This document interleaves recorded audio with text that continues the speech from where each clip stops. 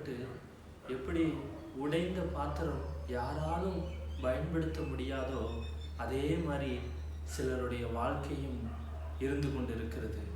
தாவீது அழகாக சொல்கிறான். சங்கீதம் 31:12 வசனத்துல, நான் செத்தவனை போல எல்லாராலும் முழுவதும் மறக்கப்பட்டேன், உடைந்த பாத்திரம் போல் ஆனேன் என்று அந்த வார்த்தை குறிப்பிடுகிறது.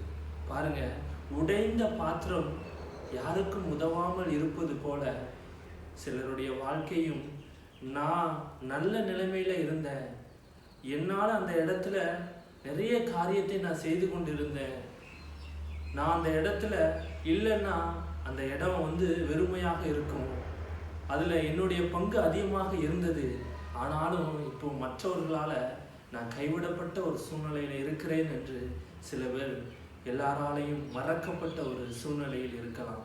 எப்படி பாருங்க, செத்தவனை போல முழுவதும் நான் எல்லாராலையும் மறக்கப்பட்டேன். ஒரு செத்து போன ஒருத்தர் என்னதான் அவர் நல்லது பண்ணியிருந்து நிறைய காரியங்கள் செய்திருந்தாலும் ஒரு குறிப்பிட்ட நாட்கள் வரை தான் நினைவுக்கு வைக்காங்க. அதுக்கப்புறம் அவருடைய பேர் மறந்து போகிறது. ஆனாலும் உதவி செய்கிறவங்க தன்னால் முடிந்த உதவியை யார்கிட்டையும் எதிர்பார்க்காம செய்த உள்ளங்களை மனிதர் அவ்வளோ சீக்கிரம் மறக்க மாட்டாங்க. ஆனாலும் நம்ம வீட்டில் நம்ம குடும்பத்தில் எத்தனையோ பேர் நம்மளை ஒரு உடைந்த பாத்திரம் போல நினைத்து கொண்டு இருக்கிறாங்க. நீ யாருக்கும் உதவ மாட்ட, நீ எந்த காரியத்துக்கும் பயன்படுத்த மாட்ட, இந்த செயலை உன்னால் செய்ய முடியாது அப்படின்னு புறக்கணிக்கப்பட்ட நிலைமையில சில பேர் இருக்கலாம். அதான் அந்த தாவீது அழகாக சொல்லுகிறான், நான் எல்லாராலையும் நான் மறக்கப்பட்டுட்டேன். எப்படி ஒரு செத்து போன ஒருத்தர் எல்லாராலையும் இந்த உலகம் மறக்கப்பட்ட ஒரு சூழ்நிலையில் இருக்குமோ அதே மாதிரி நான் மறக்கப்பட்டேன். ஆனாலும் பாருங்க, உடைந்த பாத்திரத்து போல என்னுடைய வாழ்க்கை ஆச்சு அப்படின்னு தாவீது சொல்கிறான்.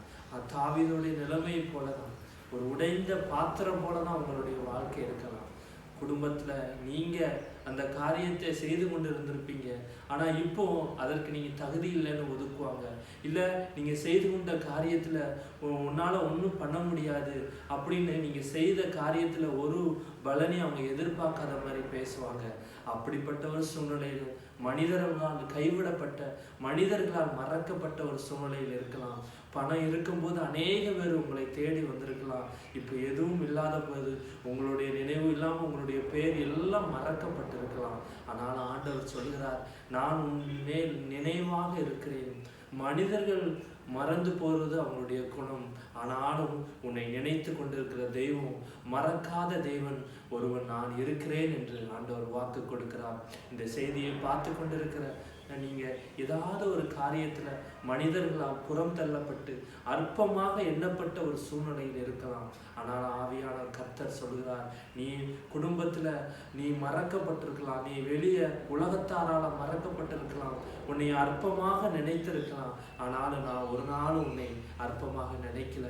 இந்த பாத்திரம் உதவாது, இந்த காரியம் நீ எதுக்குமே உதவ மாட்டேன்னு நினைக்கலாம்.